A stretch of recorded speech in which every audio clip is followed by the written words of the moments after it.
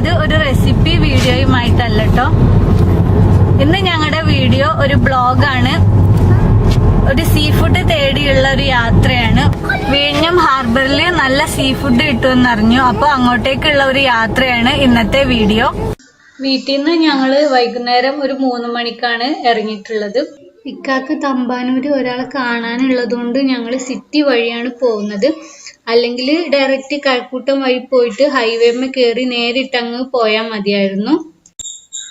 നിങ്ങൾ ഇപ്പോൾ ഈ കാണുന്നതാണ് നമ്മുടെ ട്രിവാൻഡ്രം സെൻട്രൽ റെയിൽവേ സ്റ്റേഷൻ. എന്നും റോഡ് ഭയങ്കര റഷായിരിക്കും. ഇന്ന് സൺഡേ ആയതുകൊണ്ട് തന്നെ റോഡൊക്കെ കാലിയാണ്. ഇക്കാക്ക് ഒരാളെ കാണാനുള്ളത് കൊണ്ട് അവിടെ പോയി കണ്ട് അവിടെയും കുറച്ച് സമയം പോയി. ഇപ്പം അതൊക്കെ കഴിഞ്ഞ് ഞങ്ങൾ വിഴിഞ്ഞത്തോട്ട് പോയിക്കൊണ്ടിരിക്കുകയാണ്.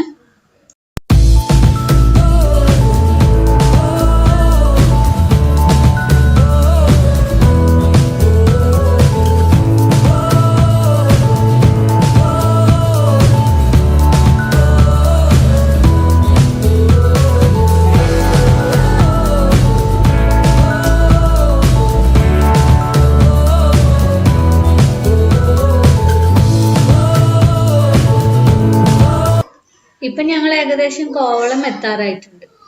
ഇനി എവിടെങ്കിലുമൊക്കെ ഒരു ചായക്കടയിൽ ചായയും കുടിച്ചിട്ട് പിന്നെ നേരിട്ട് ഒന്ന് ബീച്ചിൽ ഒന്ന് പോവാന്ന് വിചാരിച്ചു. ഏതായാലും കോവളം വഴി പോവല്ലേ, അപ്പൊ കോവളം ബീച്ചിൽ ഒന്ന് ഇറങ്ങിയിട്ട് വിഴിഞ്ഞത്തോട്ട് പോവാന്ന് കരുതി. കോവളത്ത് ഞങ്ങൾ ആദ്യമായിട്ടൊന്നും അല്ല വരുന്നത്, ഒരുപാട് തവണ വന്നിട്ടുണ്ട്. പക്ഷേ സീ ഫുഡ് തേടിയുള്ള യാത്ര ആദ്യമായിട്ടാണ്.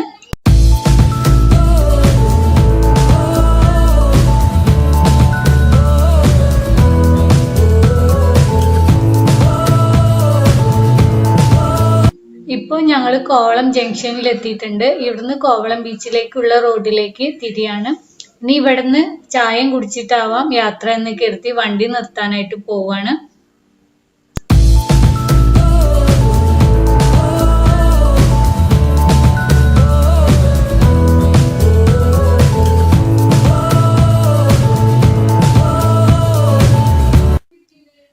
ഇപ്പൊ ചായയൊക്കെ കുടിച്ചു കഴിഞ്ഞ് ഞങ്ങൾ വണ്ടി എടുത്തിട്ടുണ്ട്. ചായക്കടയുടെ അവിടുന്ന് കുറച്ചും കൂടെ പോയി കഴിഞ്ഞാൽ ഒരു വ്യൂ പോയിന്റ് പോലെ ഒരു കോറി ഉണ്ട്. ഇവിടെ നിന്ന് നോക്കിയാൽ കാണാൻ നല്ല രസമാണ്. കുറച്ച് താഴ്ചയുള്ള സ്ഥലമാണ്. അതൊന്ന് കാണാൻ വേണ്ടിയിട്ട് ഞങ്ങൾ ജസ്റ്റ് ഒന്ന് വണ്ടി നിർത്തിയിട്ടുണ്ടായിരുന്നു. ഇപ്പോ ഞങ്ങള് കോവളം ബീച്ചിൽ എത്തിയിട്ടുണ്ട്. ഇനി വണ്ടി പാർക്ക് ചെയ്യാനായിട്ട് പോവാണ്. സൺഡേ ആയതുകൊണ്ട് തന്നെ പാർക്കിംഗ് ഒക്കെ ഏകദേശം ഫുൾ ആയിട്ടുണ്ടായിരുന്നു. ഇപ്പൊ ഞങ്ങൾ വണ്ടിയൊക്കെ നിർത്തിയിട്ട് ബീച്ചിൽ ഇറങ്ങിയിട്ടുണ്ട്. സൺഡേ ആയതുകൊണ്ട് തന്നെ ബീച്ചിൽ നല്ല തിരക്കുണ്ട്, നല്ല ആളുണ്ട്. പിന്നെ തെരുവോര കച്ചവടങ്ങളൊക്കെ നല്ല പോലെ സജീവമാണ്. ഇവിടുത്തെ തെരുവോര കച്ചവടങ്ങൾ എന്ന് പറഞ്ഞു കഴിഞ്ഞാൽ വിദേശികളെ ലക്ഷ്യം വെച്ചിട്ടുള്ളതാണ്. നല്ല റേറ്റ് ആയിരിക്കും എല്ലാത്തിനും. നല്ല ഫ്രഷ് ആയിട്ടുള്ള മീനൊക്കെ ഇവിടെ വിൽപ്പനയ്ക്ക് വെച്ചിട്ടുണ്ട്. സീസൺ അല്ലാത്തതുകൊണ്ട് ഇപ്പോൾ വിദേശികൾ കുറവാണ്.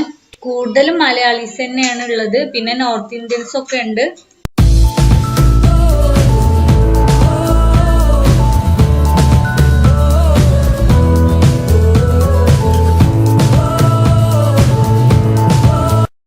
ഇപ്പൊ ബീച്ചിന്റെ ഭൂരിഭാഗവും കടലെടുത്തിട്ടുണ്ട്. കടല് നന്നായിട്ട് കരയിലോട്ട് കേറിയിട്ടുണ്ട്. പട്ടം പറത്തുന്ന ആളുകളൊക്കെ ഉണ്ട് ഇവിടെ. പിന്നെ ഈ കാണുന്നത് നമ്മുടെ ലൈറ്റ് ഹൗസ് ആണ്. ലൈറ്റ് ഹൗസ് 6 മണി വരെ ഉള്ളൂ. ഞങ്ങൾ എത്തിയപ്പോക്കിന് ലൈറ്റ് ഹൗസിന്റെ ടൈമൊക്കെ കഴിഞ്ഞിട്ടുണ്ട്. അപ്പൊ ഇതിന്റെ മുകളിലൊന്നും കയറാൻ പറ്റില്ല. ഞങ്ങൾ ഇതിന്റെ മുന്നേ ഇതിന്റെ മുകളിൽ കയറിയിട്ടുള്ളതാണ്.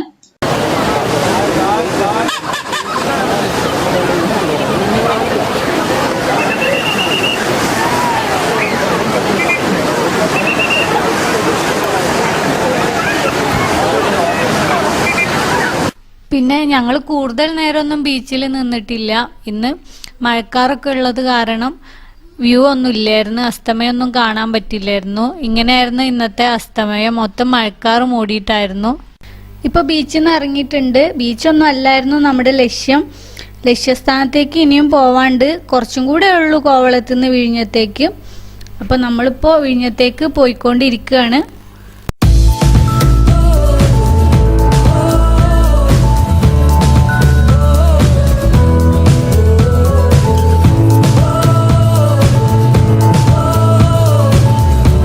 അങ്ങനെ ഇപ്പോൾ നമ്മൾ ലക്ഷ്യസ്ഥാനത്ത് എത്തിയിട്ടുണ്ട്. ചുട്ടമീനൊക്കെ കിട്ടുന്ന ഒരു കടയാണ്.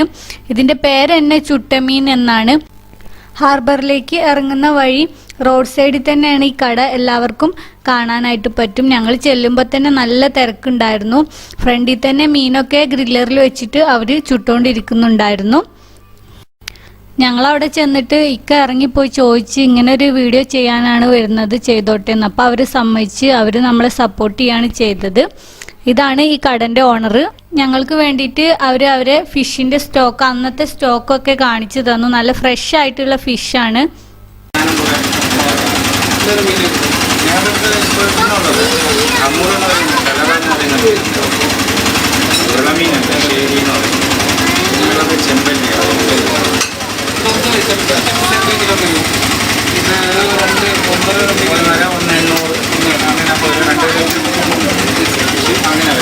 ചിലപ്പോൾ ഞങ്ങൾക്ക് സീസൺ മാത്രമല്ല, എന്താണ് കിട്ടുന്നതെന്ന് അറിയില്ല. ചിലപ്പോൾ ഒറ്റ മീൻ വാങ്ങിക്കാൻ സാധിക്കും, ചിലപ്പോൾ ഫീൽ വരാൻ സാധിക്കും. പിന്നെ വരുന്നത് ഞണ്ട് ഞണ്ട് ഒരു റെഗുലറായിട്ടുള്ളത് കഴിക്കാനുണ്ടായില്ല, അപൂർവമായിട്ട് വരുന്നതാണ്. പിന്നെ ഇങ്ങനത്തെ കഴിയുന്നത് സ്പെഷ്യലായിട്ടുള്ളതാണ് ആൾക്കാർ പറയാറ്. പിന്നെ അതൊക്കെ കൂന്തൽ, കണവ. ഈ ഒരു ഐറ്റമാണ് ഇന്ന് നിലവിലുള്ളത് ഇപ്പോൾ. ഇത്രയുമാണ് നമ്മുടെ അടുത്തുള്ളത്. ഇനിയിപ്പോൾ ഒരു കൊഞ്ചൂടെ വരാനുണ്ട്. ഇനി വരുമ്പോഴത്തേക്ക് 850 രൂപ സ്നാപ്പറാണ്. ഏറ്റവും നല്ലൊരു കുറച്ച് നല്ല ടേസ്റ്റായിട്ട് കിട്ടും. ചെമ്പല്ലിയും അമൂറും ഒക്കെ ടേസ്റ്റാണ്. അമൂറിപ്പോൾ സ്റ്റാർട്ട് ചെയ്തേ വലിയ സൈസിലൊക്കെയാണ് അവൻ തുടങ്ങി. വലിയ സൈസ് ആകുമ്പോഴത്തേക്കും നമുക്കൊരു വലുത് തന്നെ എൻ്റെ അഭിപ്രായത്തിൽ ഉണ്ടെന്ന് തോന്നുന്നു. മതിയാവും. അതുകൊണ്ട് അധികമായ ചെയ്തെടുക്കാം.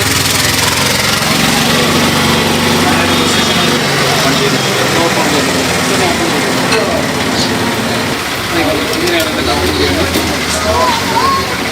ഇതാണ് ചെറിയ ഫിഷ്.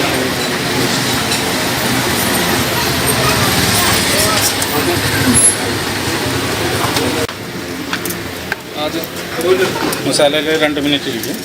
അത് കഴിഞ്ഞിട്ടാണ് ആദ്യം അവർ കട്ട് ചെയ്ത് വെച്ച ഫിഷ് മസാലയിൽ കുറച്ച് നേരം ഇട്ട് വെക്കും. മസാലയ്ക്ക് അവർ ഓൾറെഡി കൂട്ടി വെച്ചിട്ടുള്ളതായിരുന്നു. ചുട്ടമീൻ മാത്രമൊന്നുമല്ല ഈ കടയിലുള്ളത്, വേറെയും ഒരുപാട് ഫിഷ് ഐറ്റംസ് ഉണ്ട്. ഞങ്ങൾ ഈ ചുട്ടമീനായിട്ട് പോയതാണ്. ഇത് മസാലയിൽ കുറച്ച് നേരം വെച്ച് കഴിഞ്ഞിട്ട് അവർ പിന്നെ ഇത് നേരിട്ട് ഗ്രില്ലറിലേക്ക് വെച്ച് കൊടുക്കുകയാണ് ചെയ്യുന്നത്. അടിയിൽ നല്ല പോലെ കണലൊക്കെ ഉണ്ട്. ഞങ്ങൾ പോയ സമയത്ത് 7 മണിയായിട്ടേ ഉണ്ടായിരുന്നുള്ളൂ. അപ്പോൾ അധികം തിരക്കില്ലായിരുന്നു. പിന്നെ ഞങ്ങൾ പോരാനായപ്പോഴത്തേക്കിന് നല്ല പോലെ റഷായി വന്നു.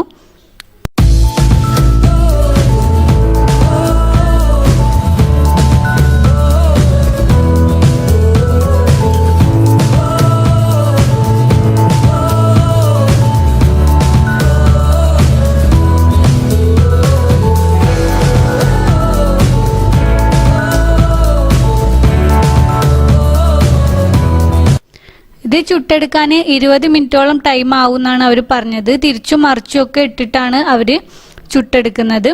ഇടയ്ക്ക് ചുട്ടെടുക്കുന്ന സമയത്ത് ഇതിൻ്റെ മുകളിൽ അല്പം മസാല വീണ്ടും അവർ ബ്രഷ് ചെയ്ത് കൊടുക്കുന്നുണ്ടായിരുന്നു.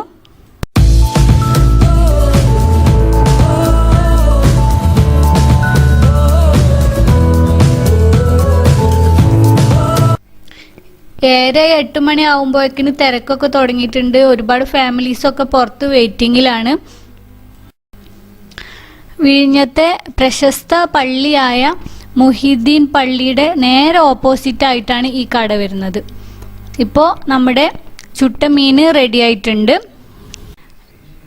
ഇനി ഇതൊന്ന് കഴിച്ചു നോക്കട്ടെ, എന്നിട്ട് അഭിപ്രായം പറയാം.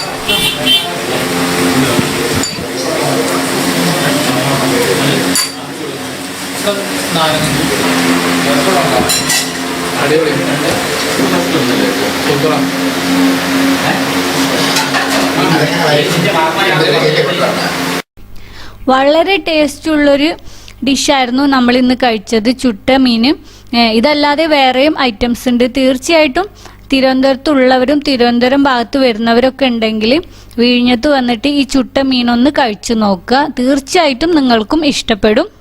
നമ്മൾ ചുട്ട മീനൊക്കെ കഴിച്ച് വീട്ടിലോട്ട് തിരിച്ചു പോയിക്കൊണ്ടിരിക്കുകയാണ്. ഈ വീഡിയോ എല്ലാവർക്കും ഇഷ്ടപ്പെട്ടിട്ടുണ്ടെന്ന് വിചാരിക്കുന്നു. ഇഷ്ടപ്പെട്ടിട്ടുണ്ടെങ്കിൽ ഒന്ന് ലൈക്ക് ചെയ്യുക.